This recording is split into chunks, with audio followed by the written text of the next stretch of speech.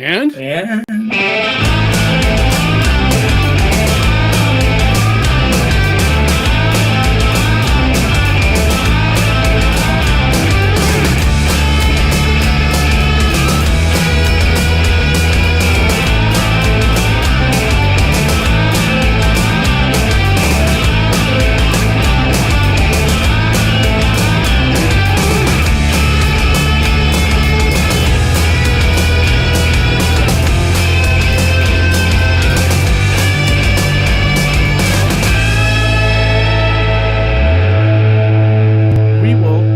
To screw it up less next time, although we can't possibly screw it up as badly as the city is screwing this up. And welcome to the This Week in Worcester podcast. I'm Tom Marino, editor of This Week in Worcester. I am with Mr. I didn't see a title to just now. Mr. John Edward Keogh. He got the his alter ego got the Patriots to the Super Bowl today. He is a value contributor to This Week in Worcester. He's also president of Hollywood Film Group and executive producer of NAJ Media. That's correct. Hey, John. How you doing, Tom? You just like antagonize me with your shamrock? You don't like the shamrock? What's wrong with the shamrock? I'm a wop, dude. Huh? I'm a wop. What does that got to be like some sort of natural, ew. That's your issue, not mine, dude. That's your racism. I'm not worried about all that. If you can't handle a shamrock, dude, maybe we should have a longer conversation. I don't know. And he goes, next week you should wear, I don't know, what's the Italian version of this? I don't know. Sambuca, man, my family.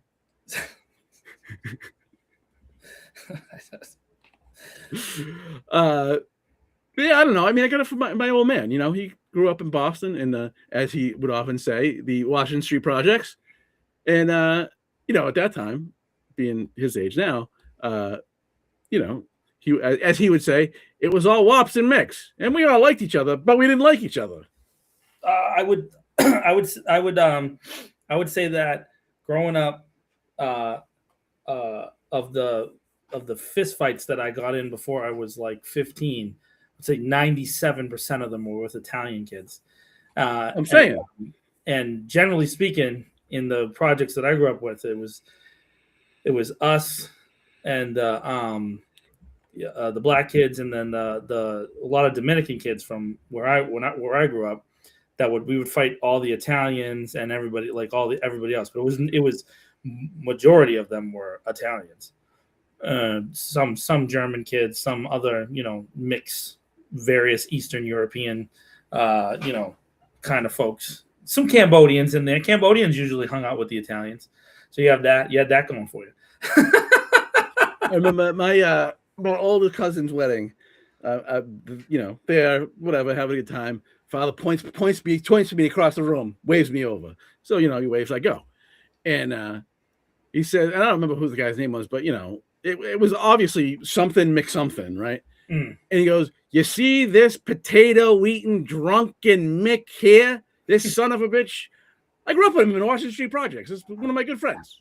That was the introduction. Yeah, I didn't know. It was funny because that word was so common that I didn't know it was a bad word till I was like a teenager. Like Mick was like just like everybody said that. That was just what was thrown around, including the family members too. They were like, like between each other, we called ourselves that. So it was, normal to hear that word, and didn't know it was an insult till you get to school. Then school is where you start to find out that, oh, that's bad. That's actually a bad word. Like, oh, okay, I didn't know that. Let me tell you something, my Kraut McFriend. So yeah, it's funny.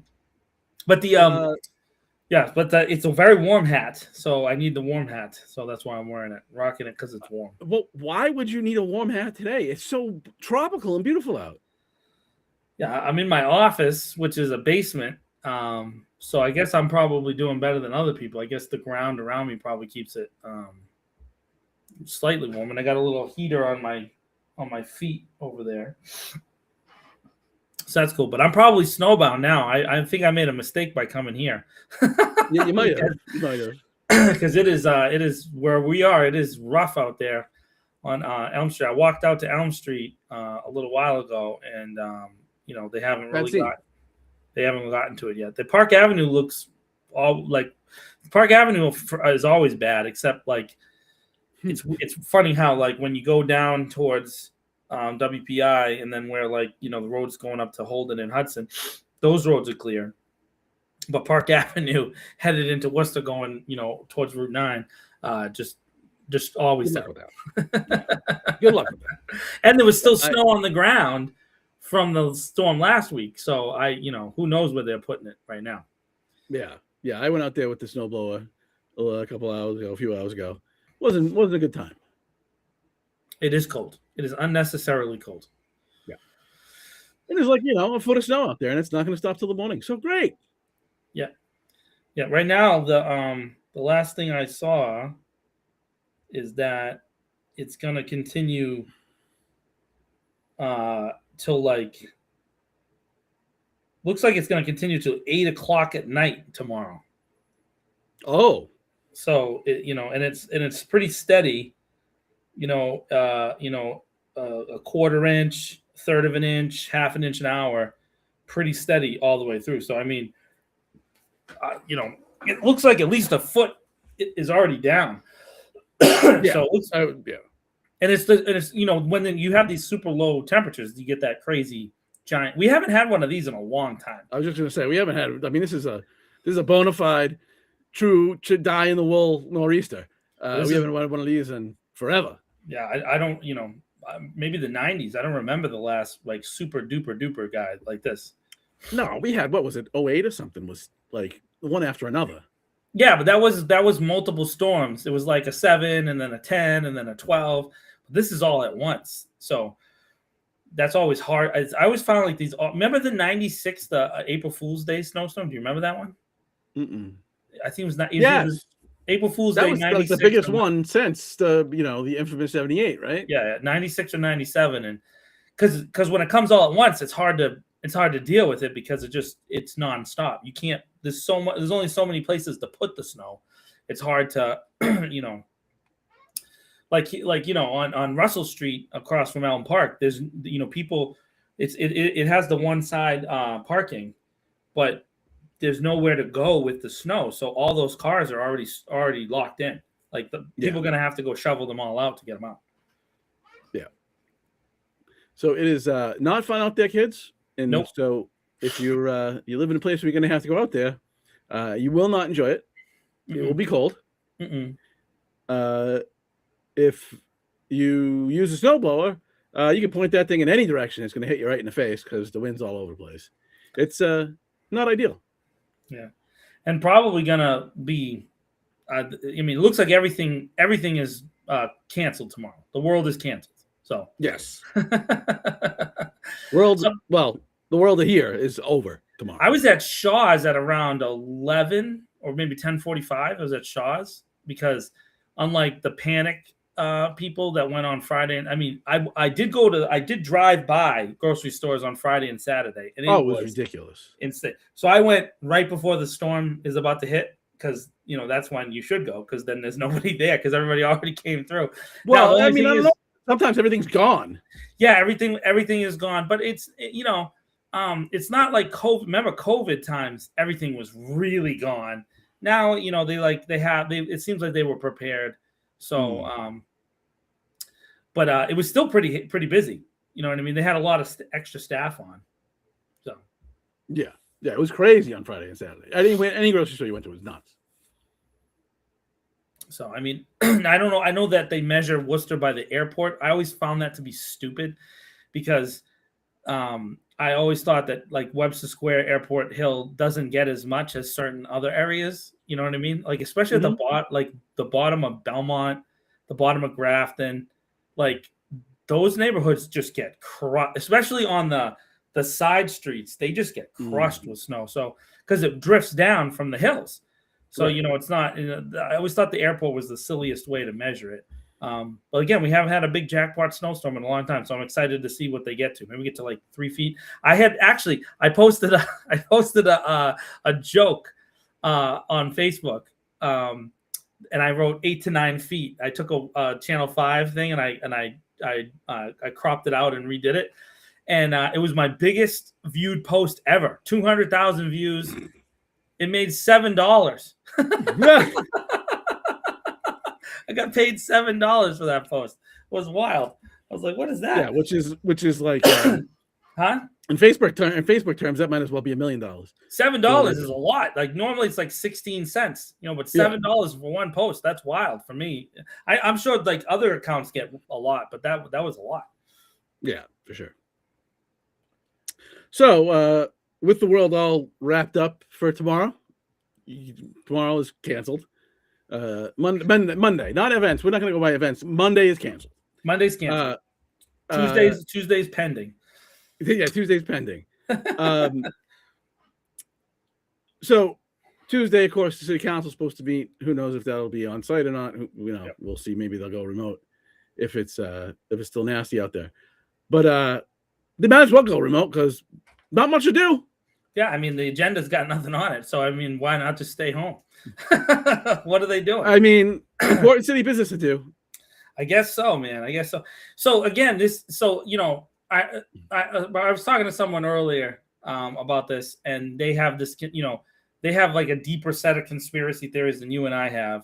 But one of the things that they brought up was that the reason why there's nothing on the agenda is because they're intending to punish Councilor King for holding the Mankitti TIF for 2 weeks, and so now he can't hold it again, right? So it's up. It has to be voted on or whatever on this Tuesday. And so they've already made their determination that they're going to vote for it. And so they're not going to put anything else on the agenda until that's voted for. And then the next couple agendas, you'll start to see other things.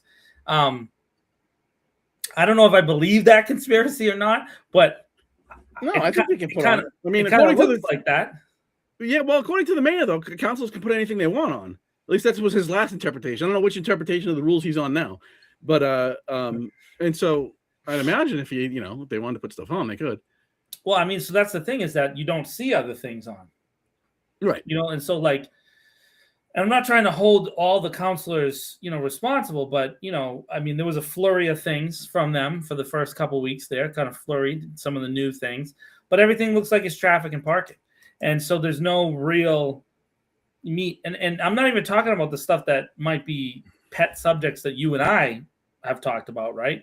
I mean, we talk about maybe some of the Worcester Now Next, things. How about some of the pending 1,500 reports that the city manager, has? Something, anything? Can we get any of that stuff? It looks like, it looks like they just have intended that the one thing they want to do in January is the TIF from Mankitti, and then that's they're going to move forward from there.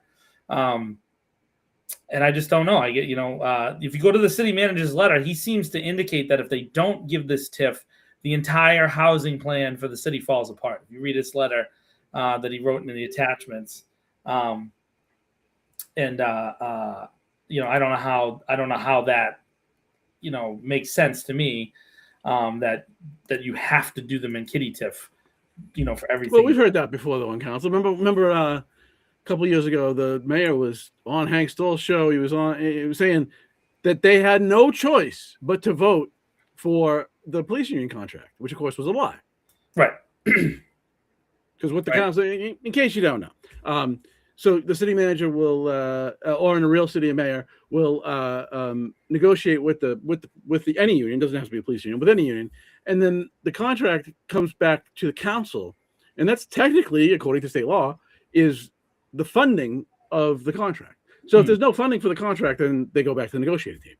But only the council can allocate funds, and so it's gonna vote to not approve the contract, but it's gonna vote to allocate the funds. And so it's I mean, they've just worked themselves into this place where it's like they don't want to do anything. Yeah, there was some interesting things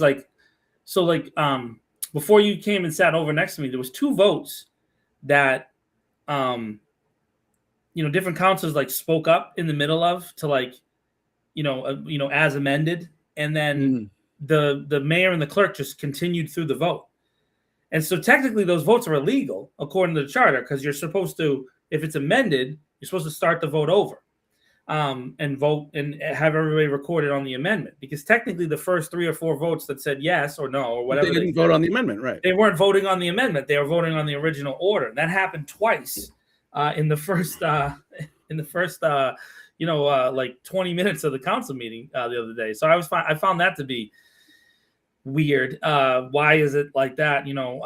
It's just like they're just going to push through. And again, I mean, no conversations, no open discussion. Even the things that we brought up, I stayed for a while and then eventually I left and I watched it back. There's just there's no conversation about anything. They've already made their determinations. And it's really, really hard to not see it that way, because they're not even talking for that long, right? They're only allowed to talk for 2 5-minute sections. So it just doesn't make a lot of sense that policy is really truly being debated in any real significant capacity, other than, I guess, a couple of things that make it to committees and then come back out. But again, the vast majority of those things are traffic and parking. And so I don't know. It's hard to see what they are doing. Like, what are they doing? And what, maybe we can get Councilor Rosen on here to tell us exactly what they've accomplished so far this month, because I've yet to see anything. Well, I mean, when they were asked in the debate, Councilor Bergman and the mayor said that what they accomplished last 2-year session was ADUs, and there's like 6 of those, and most of them, 3 significant parts of their law had to be rewritten because the state overrode them because their ordinance was weak, and that was their accomplishment. That's the accomplishment they gave us when asked. My favorite thing is I still think it's going to be great, because the sprinkler ordinance that they all voted against because they just didn't want to vote with Attell is coming back to them, because it came out of committee. I saw that the other day in the Senate, the state Senate. So it's going to go to a vote, and the Speaker of the House already said that they're going to impose it to the entire state. So he already said it publicly. So that is going to be imposed on the entire state, which means that it's going to come back to the city. And I don't even know if the city can opt in or opt out. I think the state just said that just becomes the law. And I don't even know if the council, does the council even have the right to acknowledge it or not? I don't even know if they, unlike with the ADU thing, they had to go back and change it to conform to the state. I don't know if with the sprinklers, if that even happens. I just think it becomes a state inspection issue, which I think is hilarious to me. It's hilarious too. After all of that nonsense over nothing. Over nothing. And just all it does is say, now if you go back and listen to the chief and the big argument between Councilor Toomey and her thing was like, kept saying, does our standards to beat this or whatever, and the chief kept saying, our standards beat this according to the buildings that he was talking about, right? At the time, there was no buildings that this would apply to and make it different. And of course, since then, it looks like there may be a few buildings coming online that it would affect. And so it's just hilarious to me that the state is going to make that rule the rule anyways. It's so good. And even though I know a bunch of home inspectors, thanks to the complaint department, the funny podcast I do with the guys from Patriot Home Inspectors. So I've gotten to know other home inspectors through them, and their like associations and stuff have been already informed, like these sprinkler rules are coming through. And then of course that trickles down to real estate agents and realtors and all that other stuff, because it affects the cost of building new buildings or renovate, particularly in our city, renovations, which is what the whole thing was about. But because there's a ton of triple deckers and you know what the thing was, Tom? They kept focusing on the triple deckers at the time, but it's that 4-unit thing. There's a bunch of those split level 4 units, especially over by Indian Lake and like going up towards Lincoln Village and all that other stuff. Those split level 4 units, and then bigger, 6 and 8 and all that other stuff. If those are going to get knocked down and replaced with like more modern buildings, they would obviously have to do it anyways. But if you were just going to gut them inside and maybe like turn a 4-unit into a 6 or a 6 into an 8 or something like that, then it's going to cost a lot more money. So it's just funny that that's one of the accomplishments that they had, to go back to the ADU and to this, and they didn't accomplish it because the state's just going to override them anyways. So it's Yeah. a waste of time. And that was predicted. That was predicted. If you remember, the one of the questions was that Attell had asked through the chair to the city solicitor was this bill pending, and she had to say yes. And as written, would it change it to that anyways? And the city solicitor had to say yes. So it doesn't matter. It didn't matter then. It didn't matter now. So, and then the great question Attell had put out there was, why don't we just vote for it if the state's going to change it in 6 months anyways? And so, that's the kind of work that our city council does. Big time, useless. Yeah. But there's a ton of passion though for demanding oversight of state road projects, and of course the hatred for bike lanes. Because I mean, if there's something that's causing a problem in the city, it's bike lanes. And kindergartners too. Remember, we have to deal with the violent, just the absolute scourge of 5-year-old violence in the city of Worcester, just running rampant in the Worcester public schools. We have just this really, we have gangs of roving wild 5-year-olds just causing ruckus daily, apparently. But listen, one of the people that was promoting that in the school committee, she's officially sick of, and I quote, sick of hearing about kids' trauma. Yeah, that's true. Yeah, that was an interesting thing. Someone who's gone through nothing in their life. But anyways, it's just it's hard to deal with that.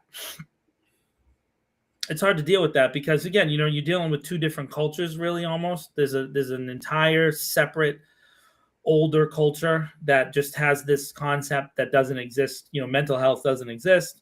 Right. If they hit their kids, that wasn't that bad. If they yelled at their kids, that wasn't that bad. That's just how they think. And they, it says you should just toughen up and deal with it. All that kind of nonsense. Of course, none of them have processed their own trauma. Right. And so, and they it's funny because their kids and their grandkids and now their great grandkids all have made the psychiatry and psychology industry one of the most vibrant in the world, and they just refuse to acknowledge those things that are going on. Meanwhile, we and because they're still in power nationally, we're having to deal with another whole set of scourging, just horrible behaviors, all related to that weird, like, tough guy, I'm a tough guy nonsense. And it's just epic idiocy. Just, I don't even want to talk about the thing that we all had to watch. We did, like, the second murder in 2 weeks we had to watch on TV. Just like wild stuff, man. Wild stuff. And it all happens so fast now, Tom. Within 15 minutes, you're getting other videos that refute what the person who's in charge of the country is saying live. It's wild. Right. It's happening instantaneously now. And so, I mean, at least back in the day, we had, like, remember Rodney King? I remember Rodney King.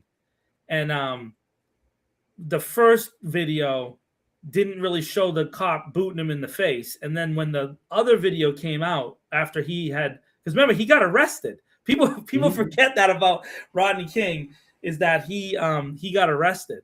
And then the video was released, and then the officers eventually got charged, and then they obviously got found not guilty for stomping the dude for like a solid, I don't know, it was like a long time, but they were just beating the dude down. But the like, at least that took like a couple of weeks. Now we're getting these videos instantly. So I'm not even paying attention to that other stuff anymore because it's useless and it's intentional. I overheard some commentary inside of the city council chamber the other day that, it's just trying to get people's goats. So I'm just going to ignore it going forward. Yeah.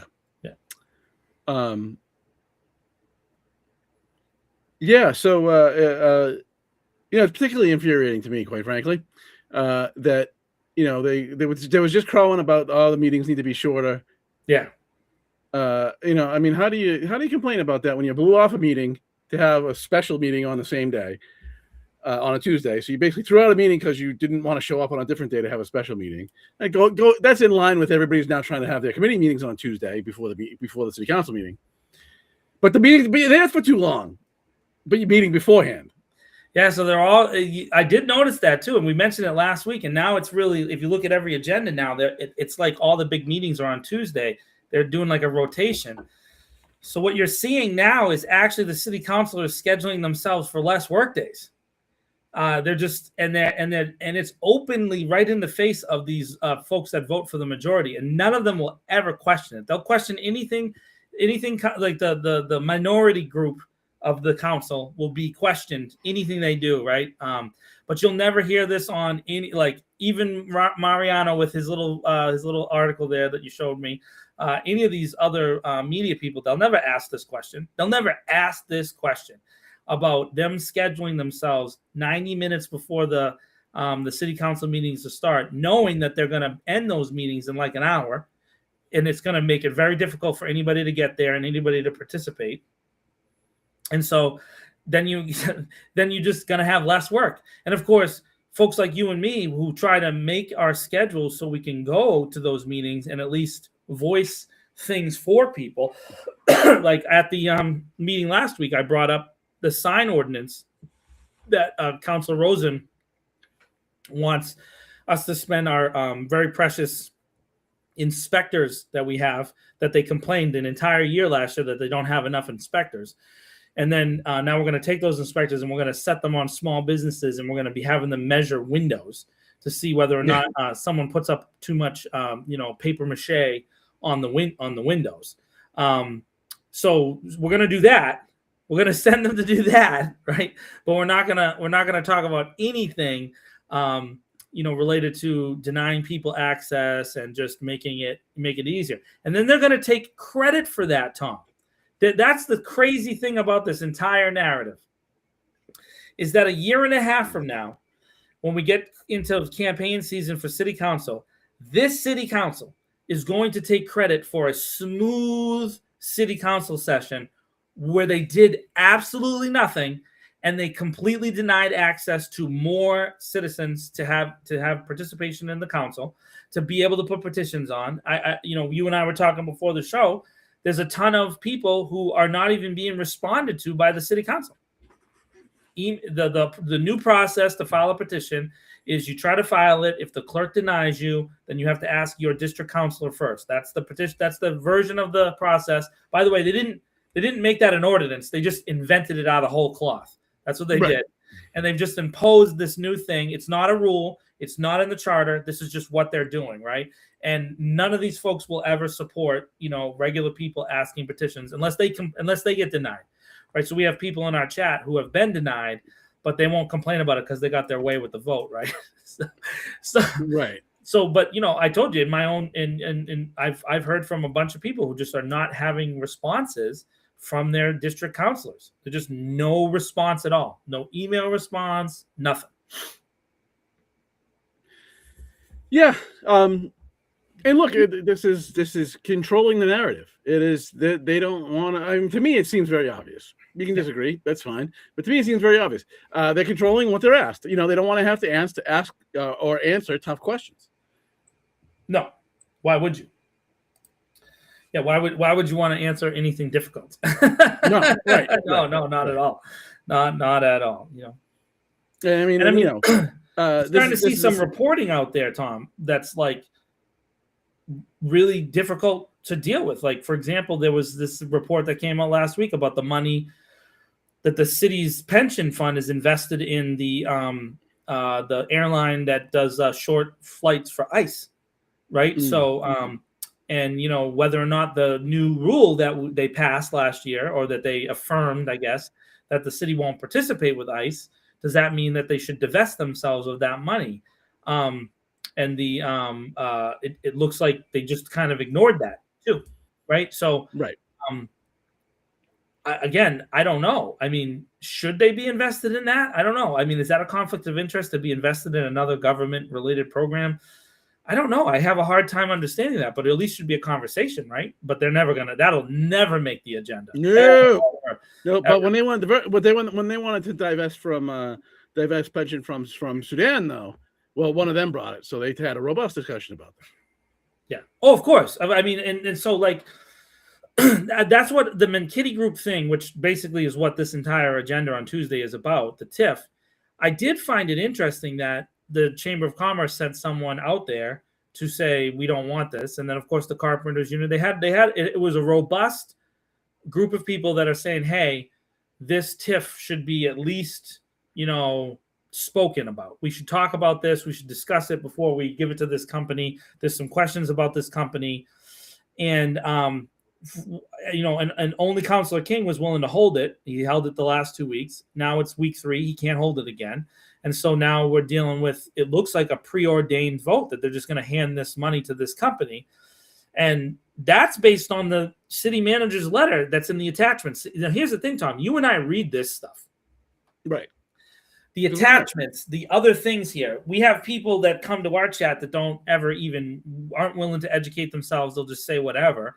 And the city manager basically said, if they don't give this $600,000 to this group, then everything about the housing plan, the 20,000 units by 2032 falls apart. Which is never going to happen. Which is like that. Just one TIF, the entire operation that you guys have is. So obviously your plan is not good. If it could fall apart that quickly with one $600,000 tax incentive, that's not good for something that's millions and millions and millions and millions. You know what I mean? Yeah. Like that doesn't make a lot of sense. And it looks like they're gonna. And again, all the people that came and talked about it and said that it shouldn't be done. They're gonna vote for it 8-3, or maybe even 9-2, and it's gonna go through. They're not going to listen to the citizens. They're not going to send it to a committee. It's going to get voted on Tuesday, and it's going to go through. That's it. They've already determined it. They've already talked about it. Open meetings rules. They don't care about that nonsense. They've already made their decision, and they're going to do it. They've told you that already. Yeah, Sam. A TIF is a tax increment financing. So it is like a developer buys the property, and then of course when they improve it, the value of the property goes up, so the taxes go up. So a TIF is a tax break on those increases as they develop the property. So it's on the increase in the taxes, not the taxes as they were. Like if they bought a open plot of land, it's worth whatever, and they pay taxes on that. And then if you put a building on that, of course the value goes up, so the taxes go up, and so a TIF is a break on the increase in the taxes. And you can finance off of it. So when you have a TIF, a bank will lend you money based on the total volume because they know you're not going to have to pay as much. So the loan repayment becomes much easier for you, and the terms become much better. So they know that you don't owe this X. So whatever it is, the difference between what you would owe at the top rate of the taxes and what you would owe at the TIF, the bottom rate. And so you get financing usually on that incentive. And in the real estate version of TIF, it's not a cash payment, but you can sell those TIFs at cost and at lower numbers. And so you can finance the TIF. So sometimes those things happen where you can sell them into other real estate, properties. So sometimes the TIF for in fact, the last one that I remember was the Table Talk Pies. Table Talk sold that TIF to somebody else. If you remember the first one, the one on because somebody the Boys and Girls Club one, right? So when they built that building, they were able to sell it to somebody else, and they used what they sold as to help finance the construction for that project. Yeah. And then if you remember even more, so where Southgate Street is, where they built the other 2 warehouses, the city didn't have to put up the money. The state, because remember that's part of the brownfields remediation and the old Providence and Worcester rail line. So the state came in and gave them a bunch of money to support that project. So Table Talk Pies, before they sold themselves to a out-of-state company, they got a bunch of free money from the city and the state for those buildings, and now those buildings are hopping. Now they do employ a ton of people locally to Worcester. I'm not saying that they do. So far they've maintained that so far, but they don't have to going forward. They could sell out at any moment, and all that money that the city gave and all the money that the state gave, it's not recoverable. Not it's gone. Nope. And I mean, even as it stands now, the profits for that business used to stay here, and now they don't. Now they don't, right? They go out. They go out of state. That's one of the things that. So like it's interesting, right? So I own a company in Hollywood Film Group that's headquartered here in Worcester, and I have a C corporation. So a C corp is the corporation you've probably heard people talk about. That's technically like thought of as a person, right? So it has a lot of flexibility and a lot of rights in various courts that are related to business. So being a C corp is a very powerful tool. However, if you're a C corp, you often have to pay a higher amount of taxes, especially if you're a C corp that you've domesticated in the state that you're in, right? So a lot of people, you'll hear C corps, they'll be incorporated in other states, like Delaware corporations. People talk about that all the time. I made the decision, a conscious choice, to incorporate in Massachusetts, knowing full well that when I get profitable, I'm going to have to pay more in taxes. And the reason I'm doing that is partially because I think that system is backwards. You're literally sending income and revenue out of the state that you say that you want to support when you have a Delaware corporation, or you have when you incorporate out of state, that money's not taxed here. Yes, it is. It's taxed in the state you make it in. Yes and no, right? So like, I'm saying is that they do a lot of weird accounting nonsense to make it funny. So I'll give you a great example. The Kraft Group that owns the New England Patriots, perfect example. They for the last 20 years have said they've made no money on the Patriots. Right. Okay. All right. So what they do is they apply the money that they made, and they write down all their local expenses against it, and they basically say year after year that they make no money. The NFL itself is a nonprofit, which is hilarious. I think that's just hilarious. But then the Kraft Group itself, when you actually look at the Kraft Group's revenue, it's a massive company that makes a ton of money. And so that very often they don't pay a lot of taxes. So I just find that to be, not right. And I know there's a lot of things that have gone into it over the years. So I made a conscious decision to incorporate in Massachusetts, to have a C corp, knowing full well that I'm going to end up paying more in taxes in the short run. But in the long run, I'm going to have an opportunity to make a lot more money.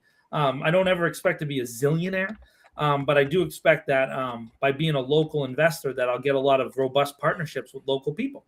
And I think that'll lead to more revenue for me and an opportunity for me to really create real jobs here in the city of Worcester, where I live, and that's what I care about. Does that make sense? Mm-hmm. Yeah. Yeah, I mean, so the thing about Delaware is their fees are low. Like here, it's $500. Yeah. I think there it's $100 or something. Well, the C corp is only $265. The LLC is $525 in Massachusetts. Well, then it's really $500 and then $25 for the registered agent. Right. Yeah. And the difference between, just for anyone who doesn't know, any C corp pays corporate tax, whereas a LLC or a S corp doesn't. It's taxed like individual income. Yeah. But I mean, the difference is a C corp. Usually, the reasons that people form a C corp is mostly to get investment, because an LLC or an S corp, you can't. Businesses cannot invest, and nobody out of the country can. Right. So if you want to raise money from a bank or an investor, an investment fund or something like that, you can't with an S corp or an LLC. And with a C corp, I can sell I don't have to go public to sell shares. Right. So I could sell, if Tom had a company that wanted to buy a share from me, we could do a private deal, because I technically own all those shares. And an S corp in Massachusetts has a weird setup with the way that they have to issue shares. It's a strange number. It's 275,000 shares. This is a very weird, complicated. It was too complicated for my brain. And then what you just said right now, when I heard that I could get an investment from a business, and then I didn't have to deal with all the regulations, that made it very palatable to me, because I'm in the film industry, right? And so in the film industry, when you get investments into film, normally you have to have accredited investors, and the $100,000 mark, and they have to have X amount of money in the bank that's cash versus property. And most of the people I deal with are small business owners that are invested in these films. And so the C corp allows me this kind of umbrella protection. And then, Adam, I agree with you that you get you do kind of get double taxed, but a C corp can own multiple LLCs and S corps, right? So there's a lot of flexibility with a C corp if you're intending to grow, which is what I'm trying to do eventually. You can. I think you still have subsidiaries though with LLCs. You can. It's mostly about taxation. Yeah. Yeah. There's all kinds of fun stuff that you can do, but and I'm not saying that the way that I'm saying is the only way or the right way. What I'm saying is I've done it intentionally. I think a lot of these other businesses, they don't intend to really truly stay invested here, and I do. And so now, of course, I just said that, and so now if I ever sell out and go somewhere else, people can cut this Facebook post and smash me. And Tom also has it on Twitch and YouTube and X and all over the place. So you'll be able to find it if you wanna hammer me in the future if I ever sell out and leave Worcester behind. Yeah. So but back to the agenda on Tuesday. It's light. I mean, they could be there maybe an hour. I don't even know if they'll be there an hour. Shoot, I mean, they did have 2 meetings last year under 30 minutes. The year that they created that they had to do all this important city business. I mean, so like if every single counselor and the mayor talked for the full 10 minutes that they could talk on the one subject of the Menkitty thing, because that's the one that you're going to get a lot of conversation on, right? It would be 110 minutes. So it would be about 2 hours. But that's not going to happen. That's not going to happen. That is not going to happen. I mean, we already kind of know the votes. Just go back and listen to the conversation. I mean, Tony Economou, he talked about how Menkitty Group is a noble. He used the word noble and just or something like that. And then John Fasolo in his limited stuff said something that seemed to indicate that he's leaning that way. He didn't come out right and say that. I want to make sure with Mr. Fasolo, I'm not saying he said anything he didn't say, but it seems like he was leading in that way. Dr. Mitra definitely. The mayor seems to have already told us what he's going to do, and so it seems to me that that's what they're going to do. Yeah. And then even Councilor King, you got to say this out loud. He said I could be moved, right? Mm-hmm. So it's possible this ends up an 11-0 vote. Just not. And by the way, I don't care about that. I wanted to say this, Tom, because you and I get hammered for this all the time. I don't care if they vote in a different way. That's not even what I'm looking for here. What I'm looking for is robust public conversation where you engage citizens of the city of Worcester in real, detailed things about what's going on with this kind of tax money, and then you vote. And if you vote against what I say, okay, that's okay. That doesn't matter. It's the same thing that goes back to what we've talked about with police accountability, oversight with the school system, oversight with the fire, the sprinkler thing. I just want a conversation. That's it. That's realistically what I want. Just pretend, at least for me, that you're hearing, but they won't even do that. They won't even do that. No, because that might give you the idea that you have any power, and they certainly don't want you to think that. And I don't, but so the sign thing, the reason I brought up the sign thing was because I heard from, and I told this to Councilor Rosen, I heard from a ton of businesses on Main Street, a ton of them that say, hey, are they going to start coming around and finding us because we put up holiday stuff on the windows all the time? So if you go down Main Street, in Pleasant Street, Grafton Street, any place where there's a bunch of small businesses, when it's Valentine's Day, for example, Tom, what do you see on their windows? Valentine's Day stuff? Yeah, hearts and stickers and all this other kind of stuff. So the way that Councilor Rosen wrote the order seemed to say like it was going after that kind of stuff. That's basic, normal advertising for a business. And you were going to have an inspector come down, measure the square footage of the window and see if more than 50% was blocked, and then fine the business or warn them. Because he did say warning. Let me make sure I say that out loud. But the problem with that is that the big businesses never suffer from that. Ever. No. And I mean, I don't know. There was some talk about this is a public safety issue. Like, how? Since when do you have a right to see into a business? You don't. It became a stupid ordinance that they should get rid of. Councilor Rosen said it himself. It came from somebody complaining. Somebody made a complaint. And the complaint wasn't originally directed to Councilor Rosen. The complaint was directed to the city inspection services. And then the inspection services says, yeah, we have an ordinance and we'll get to it when we get to it, which is the response that you want from the inspectors. That was then complained about to Councilor Rosa. So what it was is pressure on the city inspectional services, who are already understaffed by a ton. Remember, if you remember last year, Jenny Pasio did a great job of asking how many inspectors per person, like a per capita, our city has versus other cities. And so if you just looked at Shrewsbury, 150,000 less people, they have like 6 times the amount of inspectors compared to us. So and not just inspect. The other thing, Tom, is that it's not just fire inspection. It's all kinds of different stuff that they need to go through. We have the second largest city in New England, and we also we're built on a bunch of hills. When there's traffic, like, for example, if there was an inspection scheduled tomorrow, that inspection is canceled. So when are they going to get to it now? 6 months from now. Right. So that because they don't have enough staff. Again, this is not, people take what we say, I swear, and they go into like a little back room, Tom, and they're like, they're criticizing this group, and no, we're not. I don't blame the DPW for the streets being bad.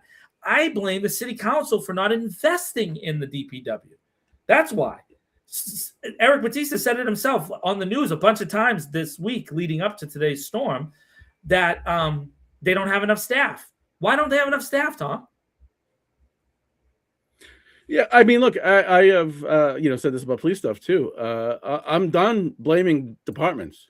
Put the blame where it belongs. People that are elected. It's the elected people that should be facing the blame, and they have skated for decades. Oh yeah, no, nothing's their fault. And then, so that's the interesting thing is that even at this last meeting, the councilors are pointing the blame back at DPW. Yeah, and so that's not fair at all. Now we got this guy John Westerling. He seems a very competent person. He has a lot of the answers. But Councilor Conomu asked him a question about the surface emulsion stuff. So for folks that don't understand that, that's when they like heat up a piece of a specific area and they make it easier to there's a lot of different science that now goes into road fixing holes and cracks and all this other stuff. The Commissioner Westerling knows all that stuff, like off the top of his head.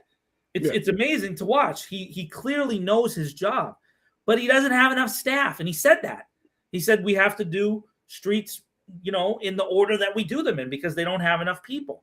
And that's also contractors. I mean, contractors too. They don't even have enough money to hire all the contractors that they would need. Versus, and now, there's always a push and pull on this too, right? It's like, hey, if you hire more contractors, then the city's always under construction, right? So it's like, which we complain about too. Well, but I mean, we're talking about snowplow constructors, contractors specifically, yeah. But related to this, what I'm saying is with the snow contractors, part of their issues are their equipment. When we hire a contractor, they don't like to go over certain parts of the city because the streets are damaged, and the streets damage causes damage to their equipment. And the rate that they're being paid, it did go up a little bit, but it is not competitive compared to Shrewsbury. Remember, it's $21.51 was the hourly rate, then overtime, obviously, but that's $21.51. And Shrewsbury, as Councilor Toomey brought it up last year, is paying $28. So if you're a guy who has a plow truck on the borderline of Shrewsbury and Worcester, and you got a call, where are you going to go, Tom? Where are you going to go? $7 more an hour. I'm going to Shrewsbury in a second. Of course. Why wouldn't you? And are you mad at me for doing that? No. Get your money, boo-boo. Right. Go get it. Hustle, dude. Hustle. Yeah. Especially because, what's really smart about these contractors, Tom? They go to Shrewsbury. They get the $28 plus the overtime from Shrewsbury. Worcester's still not clear. So they can come back the next day and get the Worcester money anyways. Yeah. Question from Sam on buses. So, I mean, that's not the right way to phrase it. Are they subsidized? Yeah, of course they are. Mostly from the state. However, I mean, the thing to know about the free buses is the WRTA actually lost less money by not charging.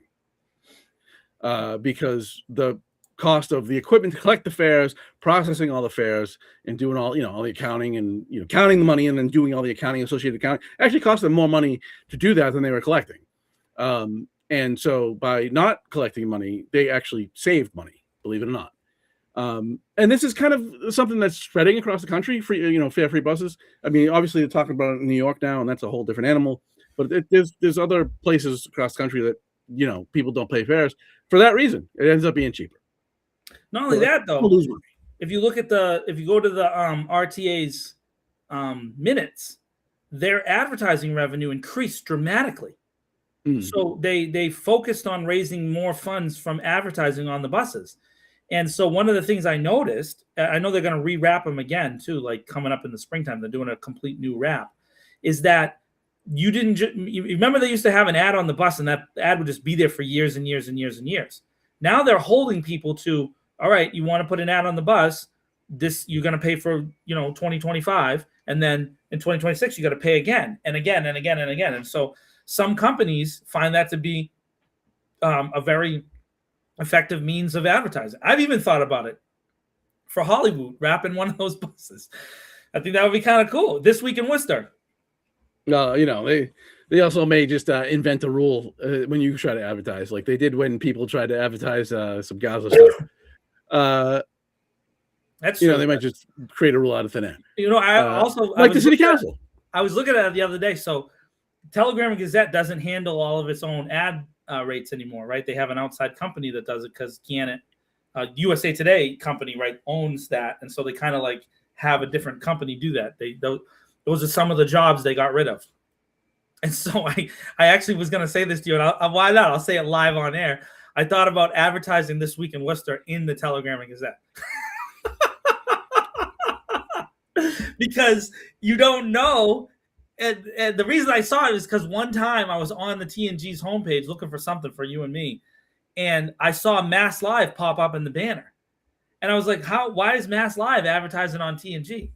And then I realized they're just paying some outside company to put that banner ad across. And so wouldn't it be amazing if one day, you were on like a really high rated article in the TNG that was like a paywall article, and we just had This Week in Worcester going across, and the ad was just no paywalls, and someone just clicked on that, and it's I mean, it depends on who it is in that world, but I mean, usually that's all real-time bidding, and that's they sussed you for a news person, and so they delivered you a news-related ad, right?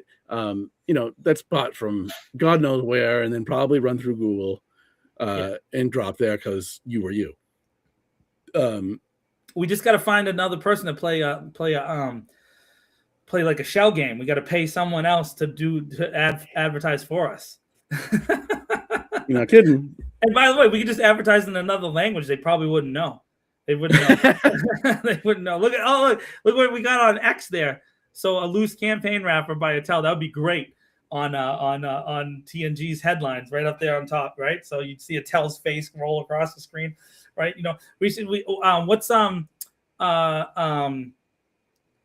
Sue's husband's Sue and her husband's company. We put the Coughlin companies right across the top there on any school related item.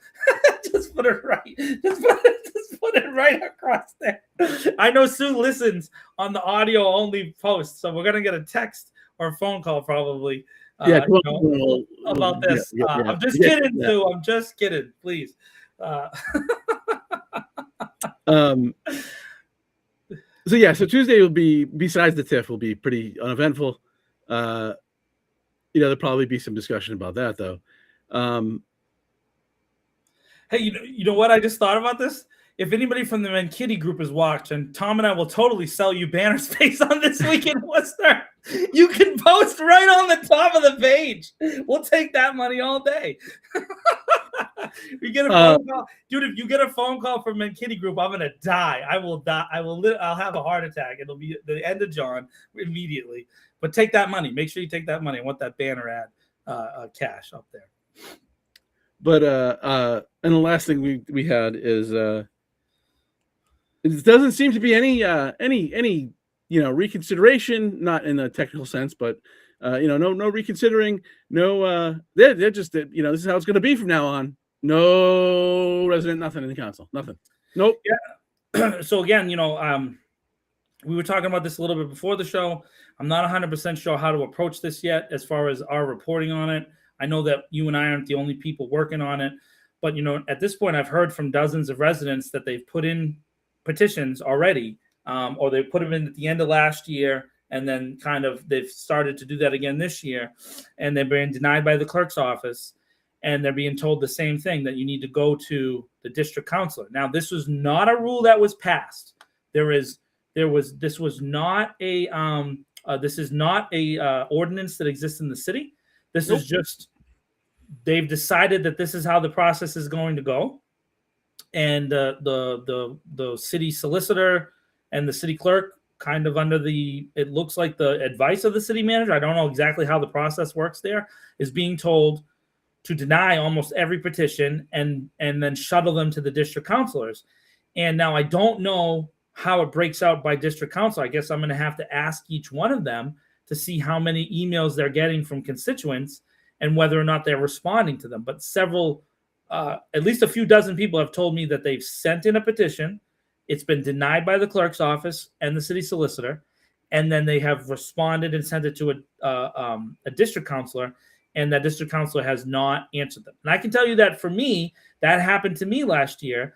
I actually put in the order to have the councilors not look at their cell phones while people were at the public comment period, and it was denied. And then I was told to go to my district councilor, District 4 Councilor Louis Ojeda, who I spoke to about it, but he has not responded to me yet. He hasn't made a decision he's not told me no. I don't want to say he said no, because he didn't say no, but he hasn't given me a response at all. And that was in, I don't know, September or August. So again, now I'm not saying that, I want to be clear. I'm not trying to run any particular counselor down, but I'm sure what's happening is they're going, because they don't have their own lawyer and they don't have their own staff, but they're probably then going back to the city manager or the city solicitor and asking, can I put this on? And since the city solicitor has already said no, they're probably going to tell him no. And so this is but the mayor says that the councils can put anything they want on. I think that was his last statement about it. But if the only lawyers whose advice they use is the one that already said no, it's most likely that they're going to just listen to them. And I'm not, by the way, that process makes sense. It's wrong, and they should have their own attorney to go to for advice. But if that's the only person that they can talk to, I get it if they say no to me or you or anybody that's. So I don't think that's how it's playing out. I think the reality is that the mayor has the clerk and the solicitor taking bullets for them. Yeah. No, listen, I'm not. This is not me being because again, every time we say something, dude, they think we're anti a specific. They're so sensitive over there, right? So this is not saying that Alexandra Kalkunis is doing something wrong. She's doing what her boss is telling her to do.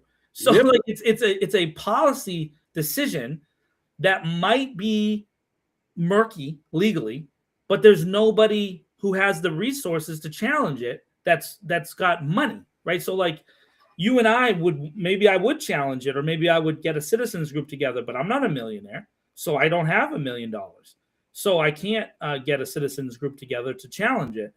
And that's the most objective. That's the most objectionable thing about it is, it's really the mayor, but the council, I guess, in total, just daring somebody to sue in a city that is predominantly poor. They better hope I don't ever win the lottery, dude. Because let me tell you, if I win the lottery, I'll pledge this right now: 25% of my lottery winnings are going towards lawsuits against the city. We're just gonna lock them up in court all day long. Because you want to know what? Here's the thing, Tom. They haven't won in 30 years. So they lose every lawsuit. They get sued. They lose. Yeah. And so, what's going on? There's no, it just doesn't make a lot of sense. Well, I will address that. So when I got up there to speak, and when you got up there to speak, Councilor Bergman is rolling his eyes at me. Like he can't give me basic levels of respect, or he's looking at his phone because he doesn't want to listen to John because he has a personal issue, and that's his problem. That's not my problem. And again, by the way, all the things that I said, Councilor Bergman, since I know you watch the show through somebody else's device, and then you complain about it to people. Everything I said was right. You could be as mad as you want. You won. So I don't know why you're mad. But everything I said was right. Everything I said about the cable contract, I've been 100% right every time. By the way, 2 weeks ago, I had gone to City Council and I brought up the rule changes that the FCC put through that were effective January 1st of this year. So there was 77 regulations that Brendan Carr, this guy who made the big fight with Jimmy Kimmel, the guy, the late Kimmel. guy. Kimmel, yeah. That guy, right? That guy, they just wiped out 77 regulations. One of the regulations is super important. There's 60 that apply to the city, but this one very important one is that a cable company does not have to tell you, the city, if they want to sunset cable anymore. So they can just cancel cable as a service. They don't have to offer it anymore. So if we were to go into a 10-year contract and Spectrum says, we don't want to offer cable anymore, we're hosed. There's no safety valve for us at all. And they still get the 10-year right of access to the wires, right? So there's no regulation. So we're screwed. At the end of the 10 years, then we could get out of it. That's why I've advocated for the city manager not to sign the contract. And I'm grateful that the city manager has made his public stand say he won't sign it unless they get the discount back for the senior citizens. That's great. But that's not the only thing that they did. And so there has to be a more detailed and effectual conversation. They won't even engage there, even though I've been right every time. And Councilor Bergman and Councilor Toomey and Mauro Di Pascali from WCCA got up that council meeting last year where Mauro yelled at me and said that I was wrong, but the city manager just said I was right. Now you will never. Mauro's not going to apologize for calling me a liar. Mauro Di Pascali sat in the back of the council chamber and yelled at me and called me a liar. Kate Toomey and Councilor Bergman agreed with him, right, and said that I wasn't presenting it right. But the city manager just made a public statement saying I was. So are you guys going to say sorry? No. So then when I get up there, Tom, they roll their eyes at me. They're looking at their tablets. They just don't want to respect me. Oh, well, yeah. I mean, no, I don't take that personal. Go ahead, ignore me all the way, because every time I say something, I've been right. Every single thing I've said about you guys, I've been spot on right every time. So I'd rather be right than have you look at me. But it is disrespectful, and I did enjoy the several citizens who held the mayor to that standard this past week. The mayor should not be having side conversations during the city council meeting. It's super disrespectful. And I agree with him 100%. And to be honest with you, it's even worse when someone's doing a phone call, the Zoom calls. They're they're walking around and they're passing papers to each other. And it's just wild. They're not paying attention at all to the folks that call in online. And that's because this city council majority does not care about you. I mean, and then look, I would, in the past, I found that kind of hyperbolic. Yeah. But it's hard to continue to disagree with you. I mean, look, I always bring it back to police issues. I know. But this city last year, it signed it settled two lawsuits for a little over $2.25 million. And one was a guy who spent 16 years incarcerated for a crime it's hard to say beyond a reasonable doubt that he committed, and the reason why he was, at least a substantial part of the reason why he was convicted, was because a Worcester police officer lied on the stand. Right. That's not my take. The judge in the case wrote in one of the decisions on an appeal that this officer said one thing in the criminal trial and said another thing in the civil trial, and the other one was somebody that spent 5 months at Worcester House of Correction on a murder charge. He had an alibi, didn't know the person that was killed, and there was witnesses to this crime, and he did not match the description. How does he end up on a murder charge for 5 months? Hold And- on, that description part, because you've written about that and you've now said it. It's not just like that he didn't match the description. Like, no, it was like demonstrably another person. It's a completely other person. It's so ridiculous. So it goes back to that same. If you remember, what was the kid with the dog, and he was wearing a white outfit, but the call was a black outfit. I don't know. That was another one that I think that one's still pending. I don't even know about that one, but like normally you would think that they would apologize for that. Like, hey, dude, we didn't just get this wrong. We got it egregiously wrong, and we're sorry. You know what? I don't even want an apology. What I want is specifically the Committee on Public Safety that after these lawsuits are settled, right? Because these lawsuit contracts, when they're settled, all claims related to these issues are closed forever. Right. That's it. This is the end. Right. So there's nothing to not say in public anymore because it's over. Okay. And it was 16 years actually. And so that's the time to then take these things into committee, try and figure out what actually happened, get to the bottom of what really happened, and then try and figure out ways to prevent it from happening again, right? That committee makes recommendations for ordinances to the city council, or makes recommendations back to the council to recommend to the manager, and then you hold them accountable for it. But in this city, the only thing the city manager's office will say is the city accepted no responsibility in the settlement, which is in every lawsuit, just about every lawsuit settlement ever. And the city council they won't even talk about it. They won't even talk about it. No. And what they will say though, they'll keep saying to people at the police department over and over again, "We got your back." Right. So put a guy in jail for 5 months for a thing he didn't do. We got your back. Lie and put a guy in prison for 16 years. We got your back. Grab a kid from behind for asking a police officer a question and get him bitten by a dog and then charge him with things he never did. We got your back. Rip a phone out of a guy's hand for recording police officers, which the Supreme Court of the United States says is 100% covered by the First Amendment. We got your back. Over and over and over and over and over and over again, we got your back no matter what happens. Because they like it and they want more of it. Because that's who they are.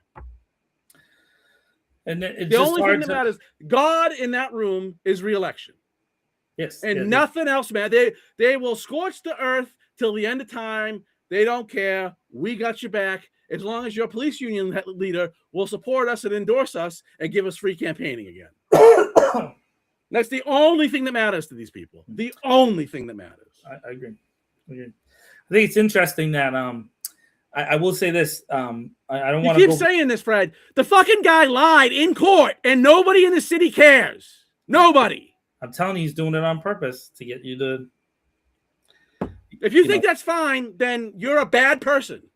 But the same person has said to other people, and I overheard him, and multiple people said this, that the person suing you is right. So, like, even though lawsuits don't mean anything on one side, they mean something on the other side. Right. So it's he wants it both ways, and it's just you're an unrepentant bootlicker who just worships authority. That's how it works. Whatever. The city's always right, and everybody else is wrong. It doesn't matter that they've gotten it. Doesn't matter who they hurt. You should run for city council, Fred. I mean, you fit right in with this crew. Perfect. Yeah, he just lies and does nothing. The perfect example is not even a police lawsuit, Tom. It's the Holden water thing. Yep. So like that has nothing to do with police oversight. The city is demonstrably wrong in their own communications. If you read the lawsuit, it's horrendous.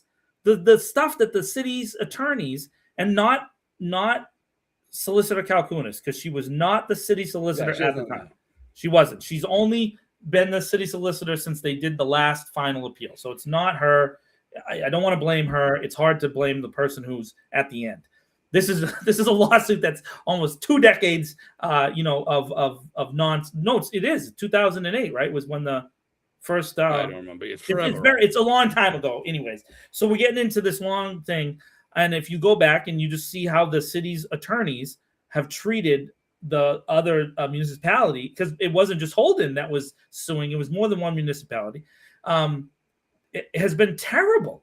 It's just been terrible. And so that's another thing. They won't admit they're wrong. Now they're going to the Supreme Judicial Court. If they lose and we have to pay this money, they'll never admit that they were wrong. They'll just say that they'll blame it on the state, or they'll blame it on, which is what they've done. That's their entire legal strategy, is that it's the state's fault and the state needs to take responsibility. I'm sure that this could have been negotiated, Tom, a long time ago. This could have been fixed a long time ago if someone just thought, hey, you know what, let's have a better conversation. But no, they have this kind of radical, Worcester's always right. And so Worcester's not always right. Worcester makes mistakes. You know what I mean? And that's okay. It's okay if I make mistakes all the time. I've made a ton of mistakes in my life. The big thing, it did increase from 12 million to 28 million, because that was the interest payments that they agreed to, that city manager Mike O'Brien and then Ed Augustus both signed on to, that if the city lost the lawsuit, that was the interest they agreed to pay. Our city signed an agreement twice, not just once, but twice. And then now that they've gone to the next level, that agreement, and the city manager Batista did not sign those agreements. So I want to make that clear, because, God forbid you and I ever say anything that's a little off, we're going to get letters. Cease and desist. Cease and desist, John. Or mean tweets. Hey, so two city managers agreed to those interest payments. And if they lost, then they lost again and again and again. They've lost every single stage. Now, I guess it's a matter. I guess here's their whole argument, Tom, is that they're saying that those judges are wrong. If they are, those judges still have that power. So this has nothing to do with, that's not police at all. That's a water issue, right? That has nothing to do with anything else. And listen, I can tell you about individual citizens who have won lawsuits against the cities for potholes.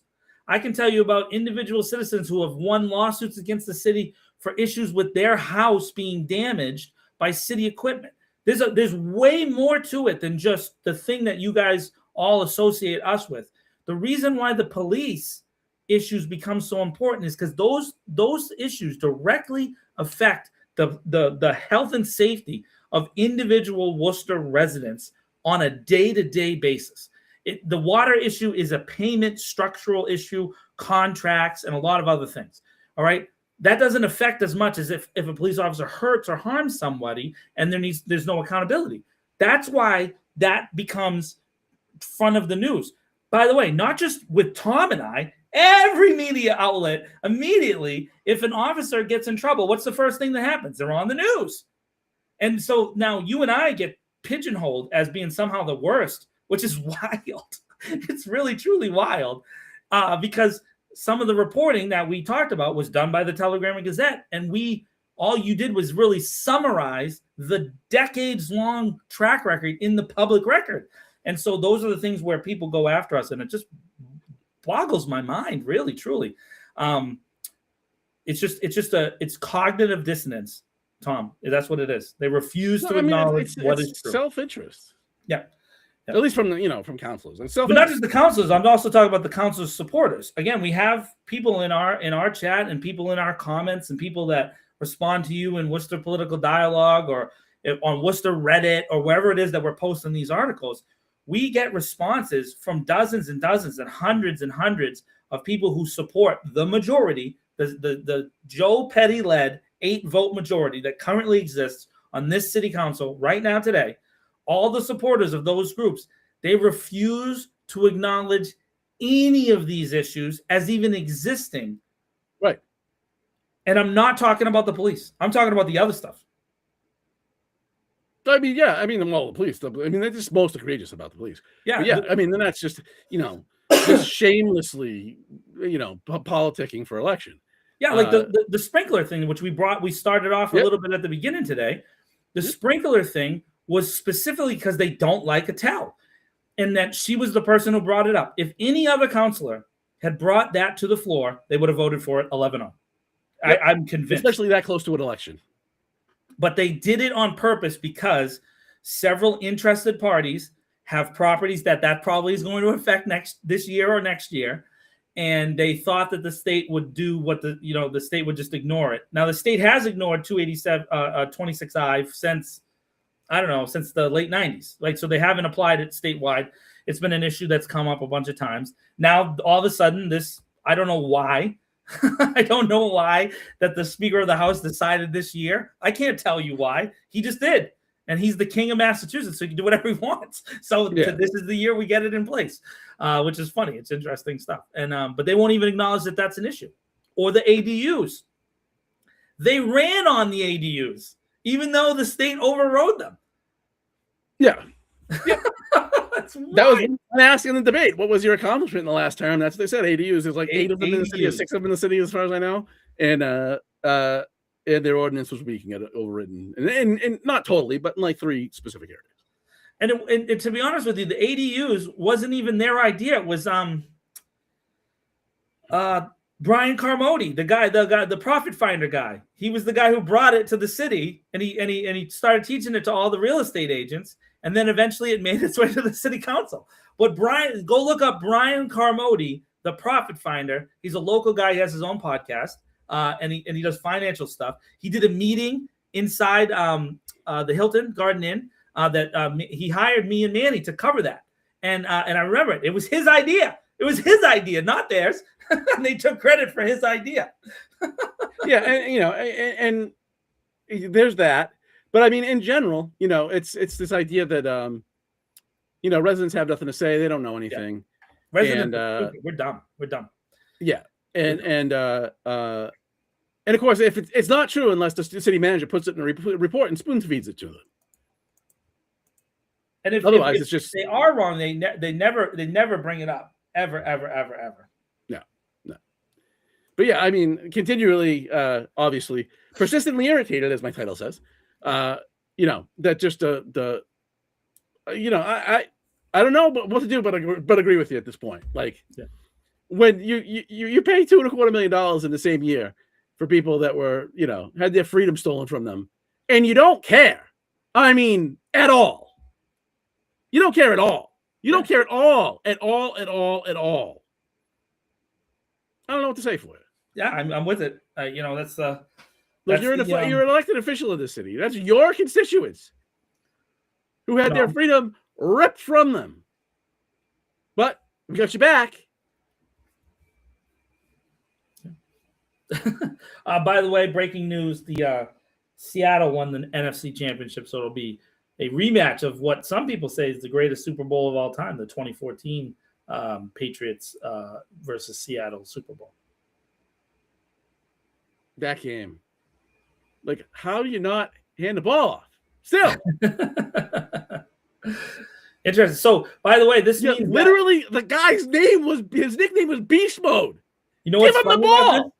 So when the Patriots won, just real quick sports talk, guys. When the Patriots won earlier, Drake May became the first quarterback ever to beat 3 top 5 defenses in the same playoff. So Seattle's the other one, and then the Patriots are one. So they will have faith. The other 4 top 5 of the top 5 defenses, the Patriots will have faced all 4 of them in the playoffs in the Super Bowl. And by the way, this week in Worcester's coverage of this Patriots season has led them back to the Super Bowl. So you should be reading the old Grubbly fans recaps and previews. And we're going to have a ton of Super Bowl coverage. I'm going to do extra for Tom this week. Super Bowl facts, all kinds of fun stuff. Maybe I'll rank the best Patriots Super Bowls. Maybe I'll do that, which means I'm going to have to throw a heartbreaker up there in the top 5. Yeah.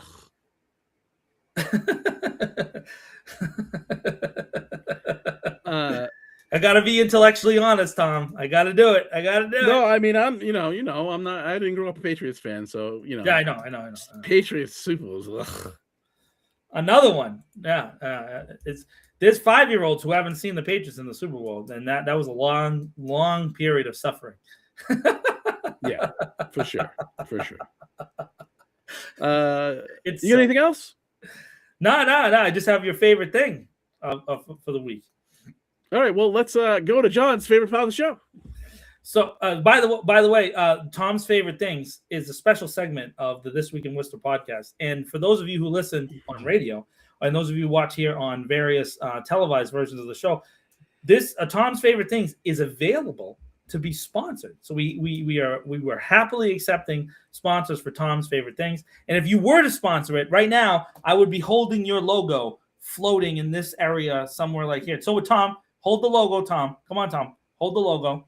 There we go, a little logo action, and we would have your business would be right there in our hands. And on the radio, on the talkie version of the This Week in Worcester podcast, we would then say your business right into the ether, and so people would then hear you. And of course, because our fans are so rabid, Tom, the This Week in Worcester podcast fans are so rabid, including one counselor, Mo Bergman. He's big time fan of the This Week in Worcester podcast. I'm just giving the shout out to Mo. They would totally go to your business and just buy things, just absolutely buy things, right? So make sure. And maybe this week it's brought to you by the Dead of Winter Horror Film Festival. How about that? That's what it is this week. It's brought to you by that.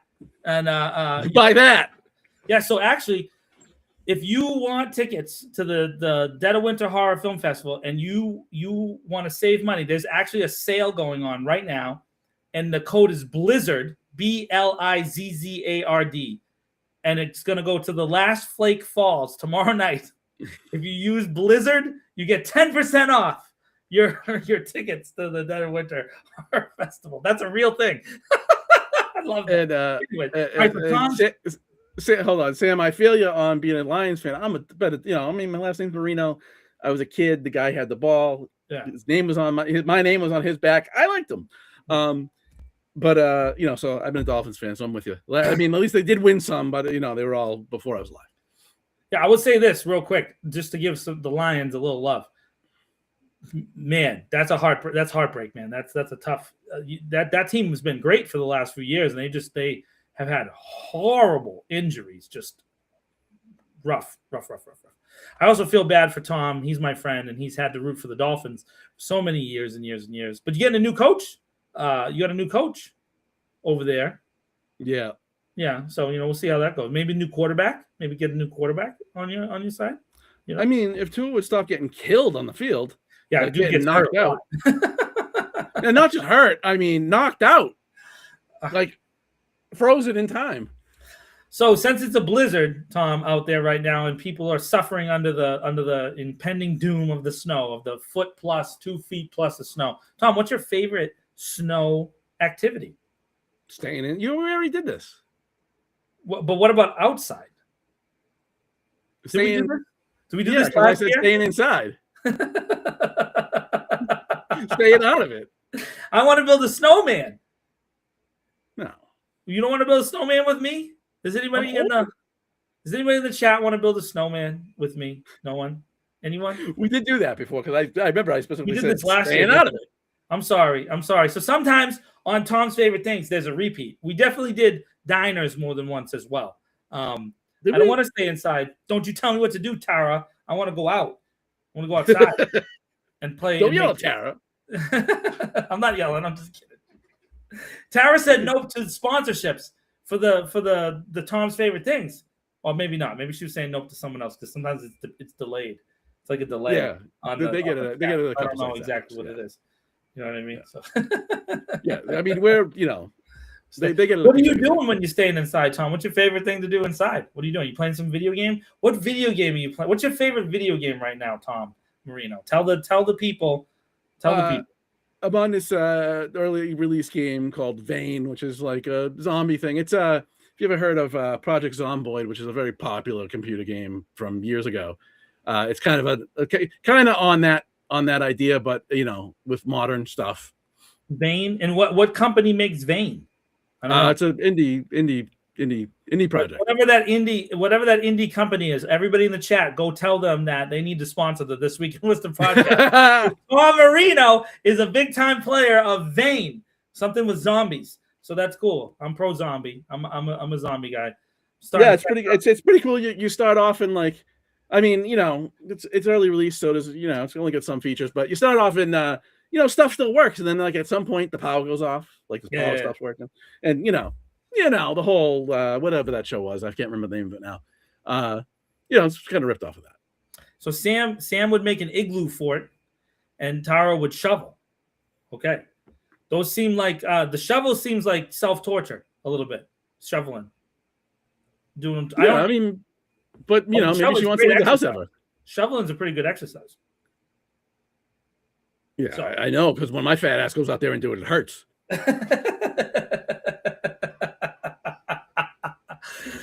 By the way, that's the end of Tom's favorite things. For those of you out there who might want to sponsor it, you would have gotten to sponsor that incredible segment right there, and get your business attached to that.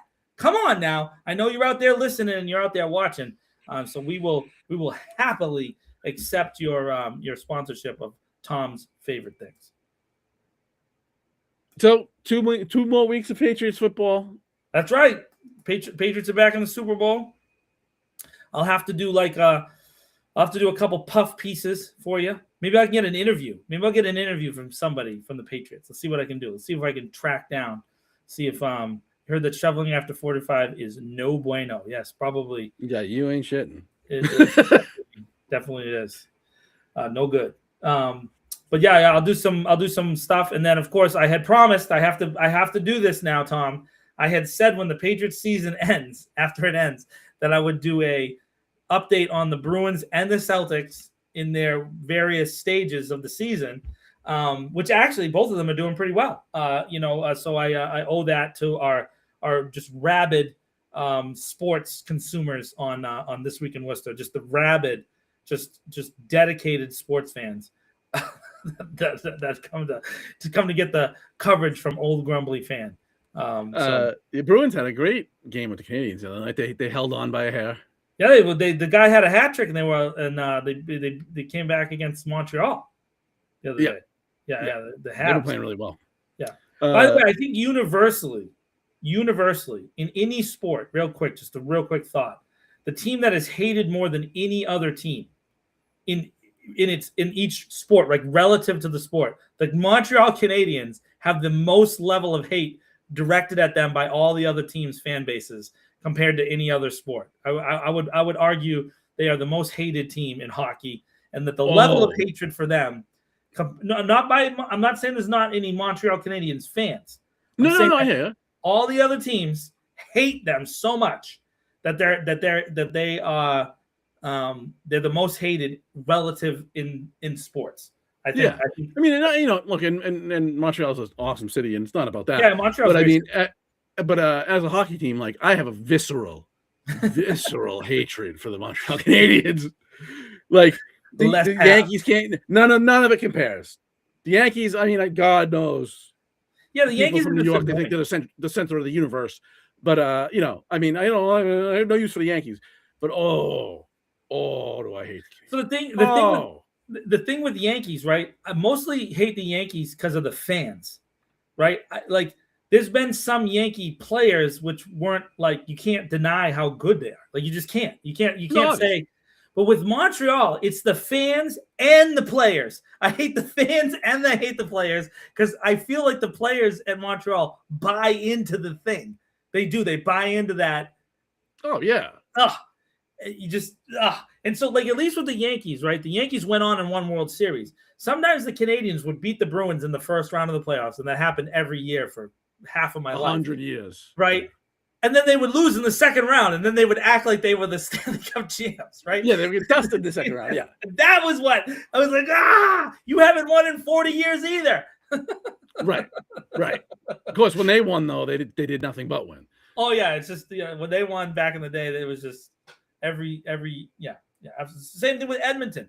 Edmonton was the same way, but Edmonton just wasn't. Edmonton's like 8 people. Montreal's like a real city. Well, yeah, but the Edmonton hockey team had the one guy you needed. Yeah, the greatest guy of all time. Absolutely. Boo.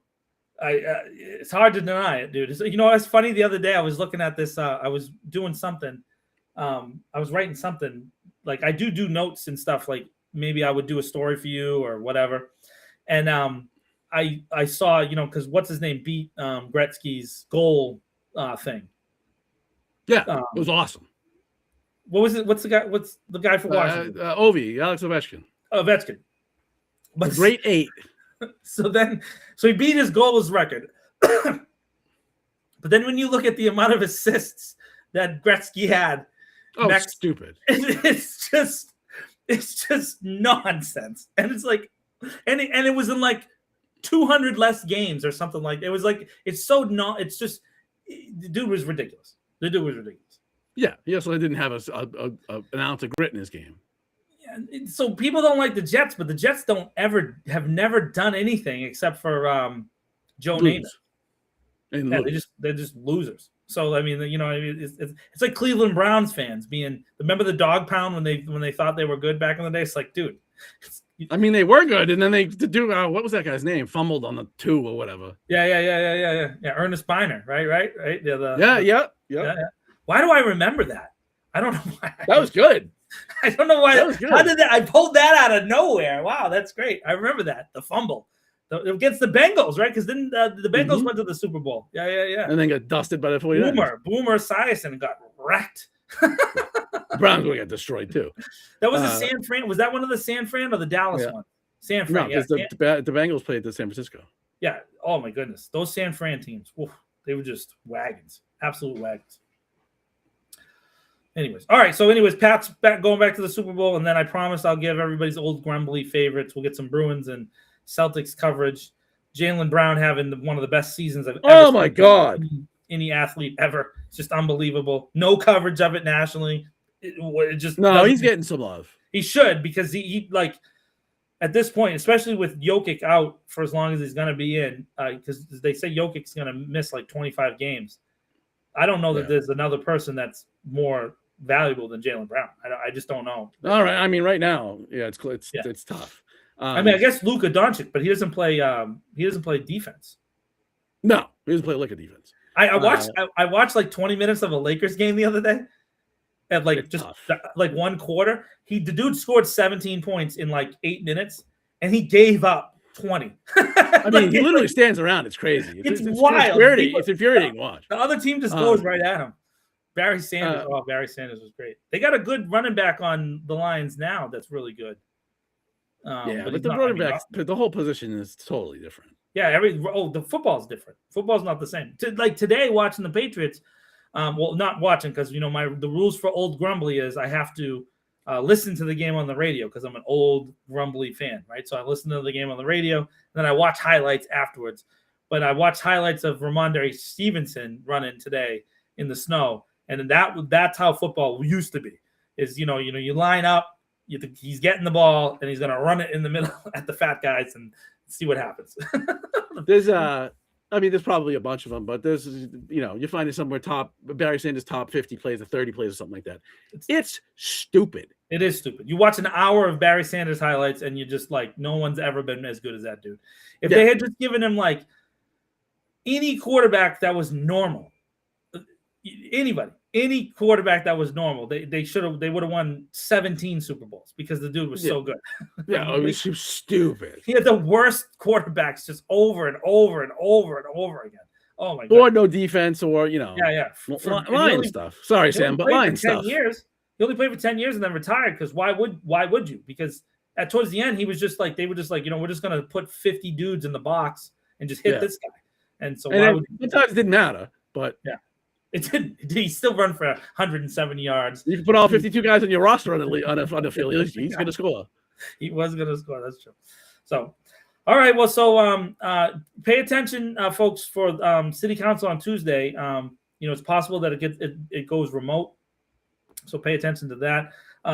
Obviously, Tom will probably put out an article if it does, get declared remote. And make sure you go on thisweekinworcester.com and click on stuff in those articles. Like, go read the article, but then after you're done reading, click on the ads so Tom can get paid. Click on some of those ads. Click on them. I know they're annoying, but just click real quick, like 2 or 3 times, and then shut it up. But give some clicks in there and share some of those articles around. Keep This Week in Worcester float, please and thank you. Oh, we get or if you don't want to do that, we got the buy me a coffee gimmick on the screen. Yeah, you tip. Throw us a couple bucks. That'd be great. Yeah, because I know a couple depositions are very expensive. They did. People did reach out to us, and we fixed that. That was fixed. So that you can do that now. Yeah, it should be above everything, so you can see it. So. And lastly, we talked about this last week, but Dr. Mitra, City Councilor Dr. Mitra, had some orders last week that were like very practical and like just wanted like basic information. And so at the top of our column section there, if you're on desktop on the right hand side, if you're on mobile, it's the second section down. But I did a story about that and kind of given the what I interpret at least as the reasons behind why those things won't happen, which I think is all right, and it's not 5,000 words like I sometimes do. Go check it out. Yeah. All right, everybody. Thank you very much for all the sports talk in the chat, as well as contributions and such. And we do this every Sunday at 8:30. I know some of you probably post-Patriots sitting around because God knows you don't want to go out there. Nacho comas. Yeah, but we do this every Sunday at 8:30. Tell your talking friend about city stuff. What's up? Our punchline of a city, we talk about it. Yes. Thank you, Sam. Click away. So everybody have an amazing week. And well, it's going to be an abbreviated week because you ain't doing nothing tomorrow. But everybody have a good week, and we will try to screw it up less next time. Deuces.